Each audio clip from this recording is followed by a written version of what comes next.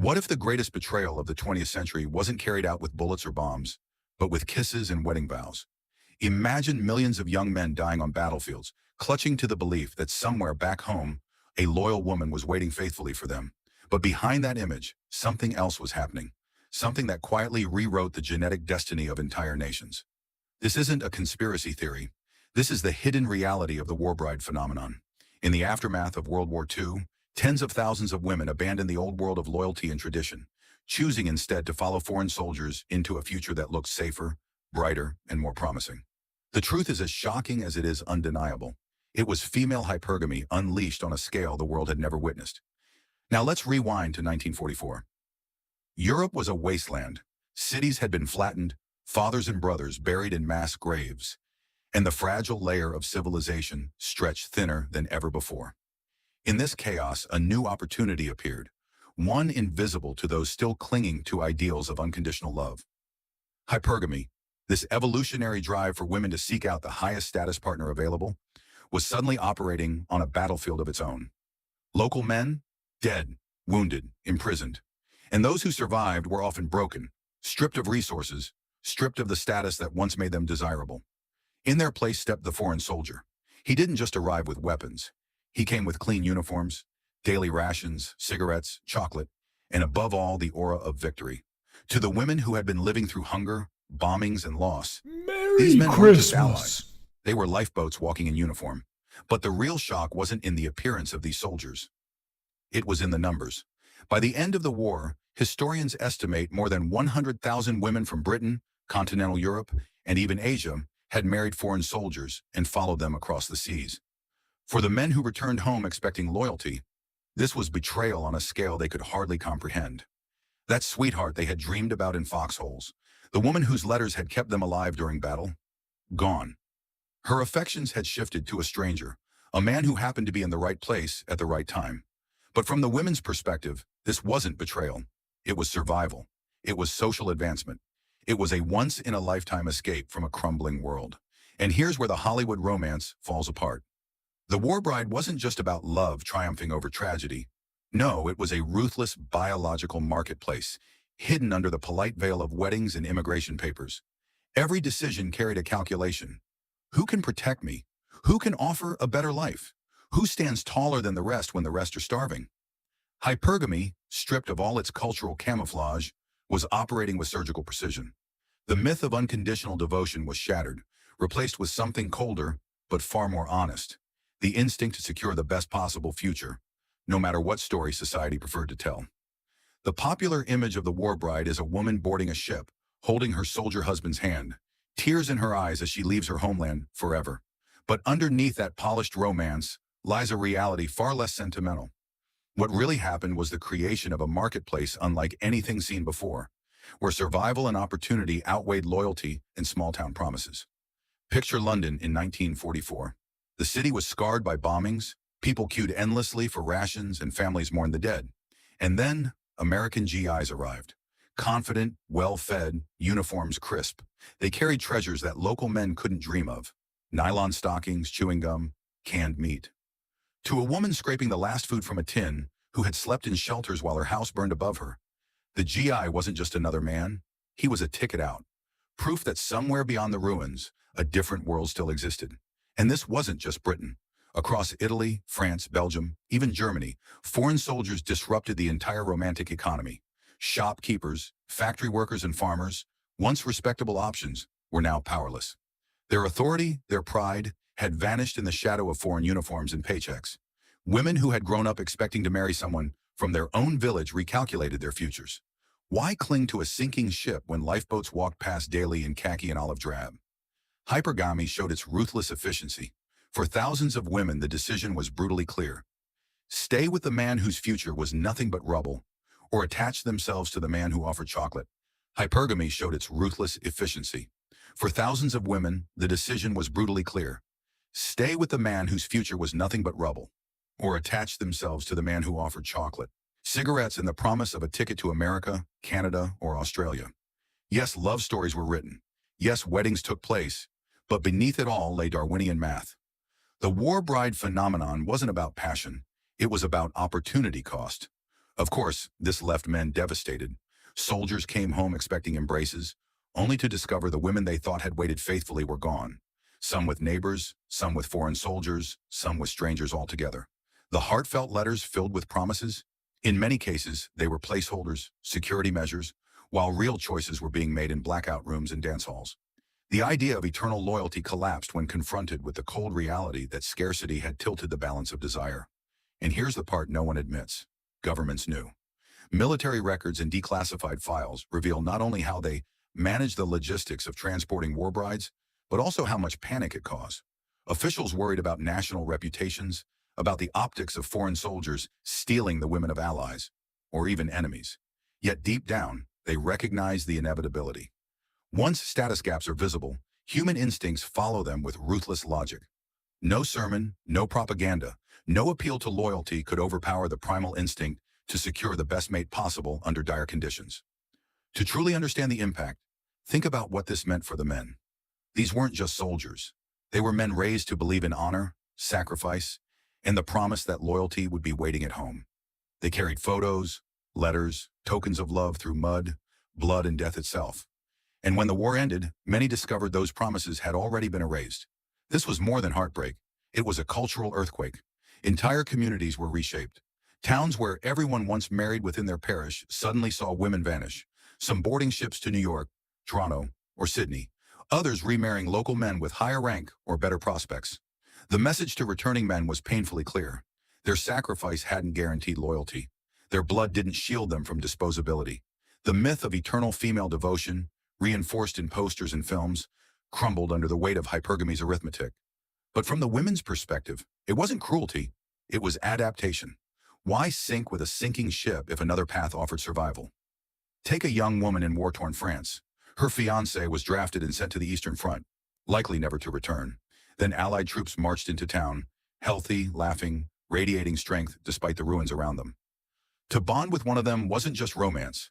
It was anchoring her future to something that still existed.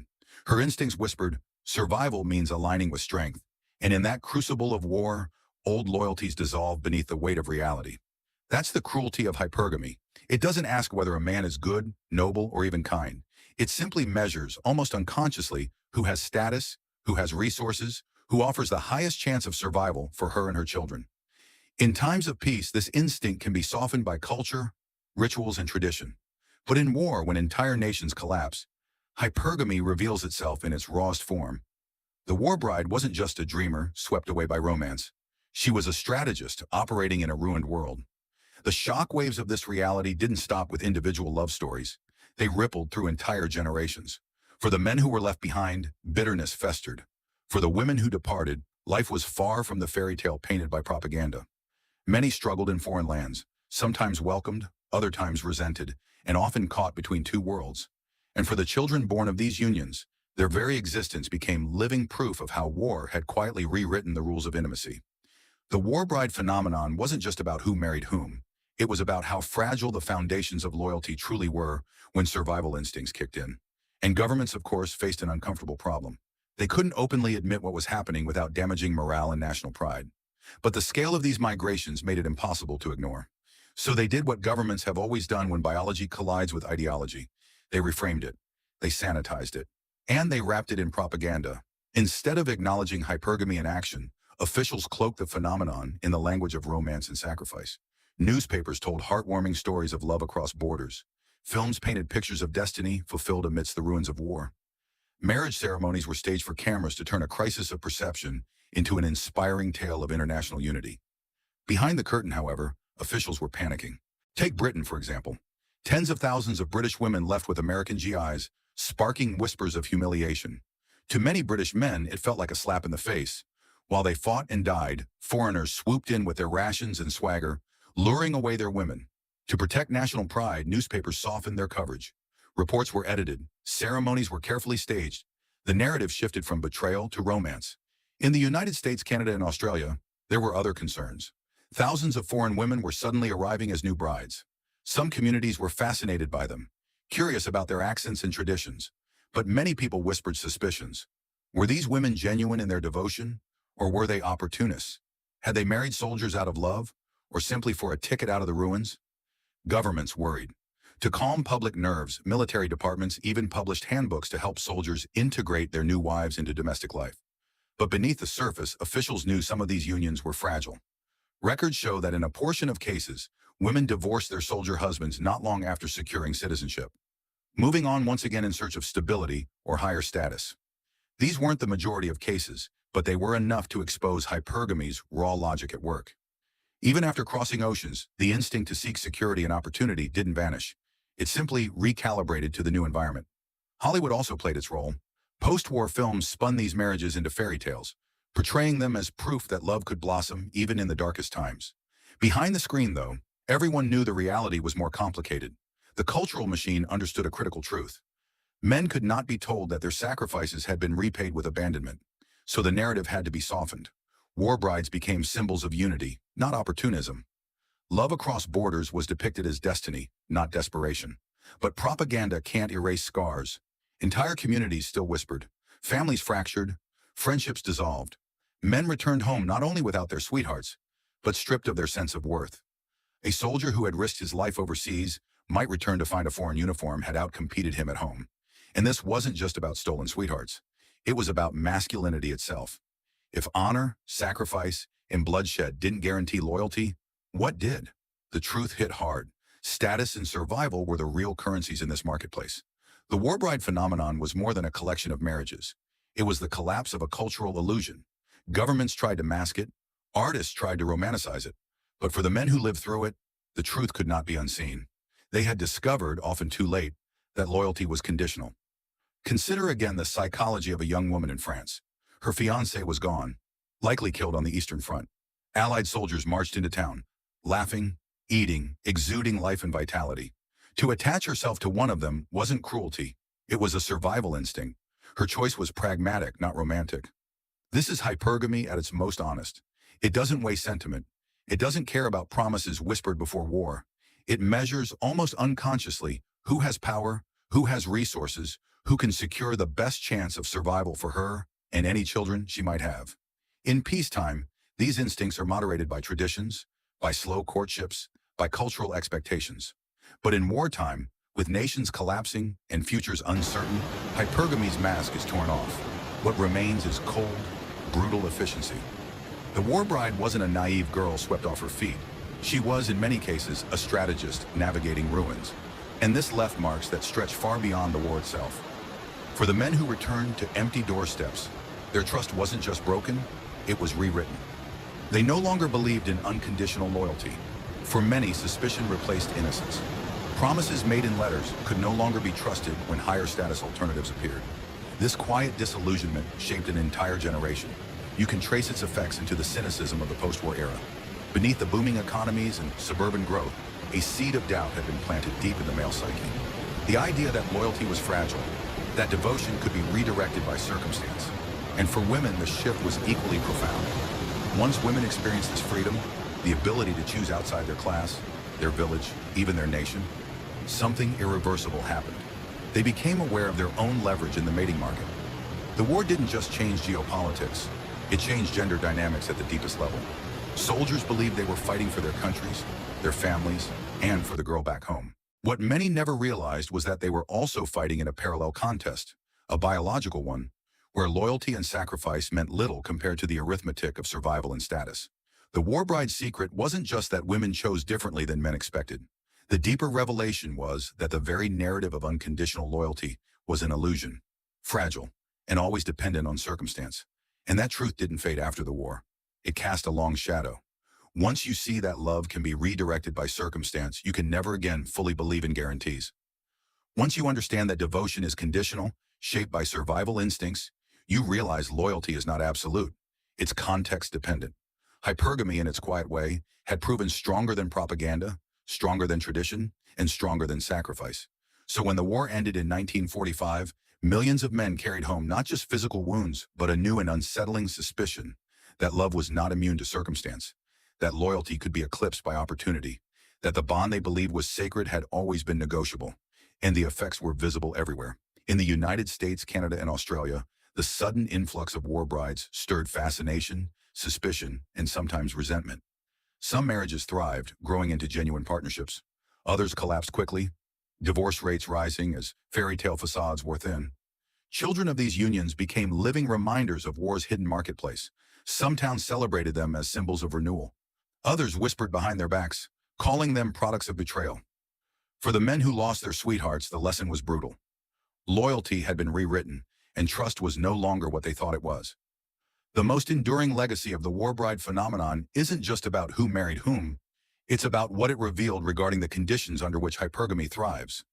When scarcity dominates, when fear is everywhere, when entire generations of men are removed by war and status hierarchies are shattered, female choice becomes brutally pragmatic. This wasn't about shallow desires for luxury. It wasn't about wanting fancy clothes or glamorous lives. It was about survival. It was about anchoring oneself to the man most capable of offering a lifeline out of chaos.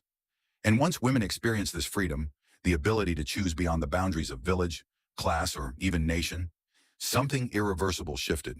The war didn't just accelerate women's entry into the workforce. It also awakened an awareness of their leverage in the mating market. For men, the realization came late and hit hard. They thought they were fighting for nations, for honor, for family, for the girl waiting at home. But in truth, they were also competing in a parallel battle they never fully understood. A biological contest where metals, loyalty, and sacrifice meant less than security, mobility, and status. The hidden secret of the war bride isn't just that women chose differently than men expected. It's that the entire narrative of romantic loyalty was revealed to be conditional. That revelation casts a shadow even today. Once you see that love can be reshaped by circumstance, you can never go back to believing it is unbreakable. Once you see that devotion can be redirected by survival instincts, you realize loyalty is not absolute. It is always tied to context, resources, and prospects. And that truth is not cruel or cynical. It's human. Hypergamy waits quietly in the background, often hidden in times of peace. But when the world collapses, when resources grow scarce, when societies unravel, it surfaces with undeniable clarity. So what do we take away from this hidden chapter of history? It's not about bitterness. It's not about surrender. It's about clarity. The war bride phenomenon teaches us that loyalty, as beautiful as it sounds in poetry and as comforting as it looks in films, is never unconditional. It is bound to circumstance, to survival, to opportunity. This isn't cynicism, it's reality. A reality written in ships filled with brides, in unanswered letters, in soldiers returning to doorsteps that remained empty. For men today, this lesson is sobering, but also liberating. Stop believing in unconditional devotion. Stop imagining that sacrifice alone guarantees loyalty. Relationships are not secured by suffering. They are not earned through blind faith. Women, like men, are wired to adapt, to seek the best future available. In times of peace, this instinct wears the disguise of tradition, ceremony, and ritual. But in crisis, it sheds its disguise and shows itself in its most honest form. World War II revealed this naked truth once, and it could be revealed again in any crisis that strips away stability. World War II revealed this naked truth once, and it could be revealed again in any crisis that strips away stability. Trying to buy it with suffering, he stops waiting endlessly for devotion that may never come. He stops believing that blood and sacrifice guarantee love. Instead, he begins to focus on what actually commands loyalty, building himself into a man who creates value, who builds a life worth joining, who stands tall regardless of circumstance. His strength, his vision, his ability to carve a path forward, those are the things that secure devotion. The war bride phenomenon is not a condemnation of women. It's a warning to men. Build yourself into the kind of man who does not beg for loyalty, but commands it through the life he creates. And that is why this secret matters. Not because it is comforting, but because it frees you. It tears away the illusion of romantic guarantees and replaces it with something sharper, harder, but far more useful. The knowledge that you must never surrender your life, waiting for loyalty that may never come. You must forge your own path, build your own status, create your own power. Because when the world collapses, when scarcity returns, and when primal instincts resurface, only the man who stands strong will not be left behind. Think back to those soldiers of 1945. Many carried home scars not just on their bodies, but on their souls. They had fought for countries, for ideals, for the promise of love. Yet they returned to find that love had shifted, not vanished, shifted, redirected to men who represented security in a world that had been destroyed. This wasn't betrayal in the eyes of the women. It was adaptation. It was survival. But for the men, it was a devastating realization that devotion is fragile, that promises can be rewritten, that love is never unconditional. That realization carried forward into the post-war decades. Divorce rates climbed, marriage patterns shifted. A subtle cynicism took root in the male psyche, and in ways both spoken and unspoken, men began to rethink relationships, not as sacred bonds guaranteed by sacrifice, but as negotiations, fragile and contingent. And if we trace that thread, we can see how it shapes the modern world even now. The disillusionment of post-war men was not erased by time. It left echoes in culture, in attitudes, in the way men and women approach relationships today. What the war bride phenomenon revealed is timeless. Hypergamy thrives in chaos, but it is never truly absent. It waits beneath the surface, shaping choices quietly, revealed fully only when society's mask slips. For men, the lesson is not despair. It is strength. Stop seeking unconditional loyalty. It does not exist. Seek instead to become the kind of man whose value commands respect, whose vision inspires devotion, whose stability makes him indispensable. That is the truth hidden in this chapter of history. A truth uncomfortable, yes, but freeing. Because once you see clearly, you stop playing by illusions. You stop waiting on promises written in the air. Instead, you build, you create, you lead. And when chaos inevitably comes again, as history always promises it will, you will not be the man left behind. You will be the one standing tall, the one others cling to, the one whose presence means survival. That is the ultimate lesson of the war bride's secret. That loyalty is not purchased with sacrifice, not guaranteed by suffering, not permanent by default. It is conditional, it is pragmatic. And once you understand that, you stop chasing fantasies and start building realities. So remember this. When the world falls apart, hypergamy rises. When scarcity reigns, instincts reveal themselves. And when loyalty is tested, only those with strength, vision, and power remain standing. Like, share, and subscribe.